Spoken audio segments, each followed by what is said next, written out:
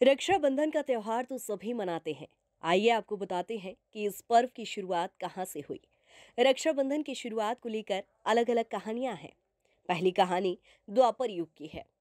एक बार जब श्री कृष्ण की उंगली पर चोट लगी थी और उनका खून बह रहा था, उस समय द्रौपदी ने अपने वस्त्र में से एक टुकड़ा फाड़ के श्री कृष्ण की उंगली पर बांध दिया। धार्मिक मान्यताओं के अनुसार इसी दिन राखी या रक्षा सूत्र बांधने की परंपरा शुरू हुई। और जब द्रौपदी का चीर हरण हो रहा था, उस समय श्री कृष्ण ने आकर द्रौपदी की लाज बचाकर सबसे उनकी रक्षा की थी। जब महाभारत का युद्ध शुरू हो रहा था, तब युधिष्ठिर कौरवों से युद्ध करने जा रहे थे। इस दौरान युद्ध जीतने के लिए युधिष्ठिर ने सभी सैनिकों के हाथों में रक्षा सूत्र बंधवाने को कहा, जिससे महाभारत में उनको जीत हासिल हुई।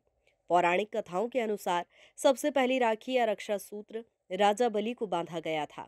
उन्हें रक्षा सूत्र बांधकर मां लक्ष्मी ने अपना भाई बनाया था।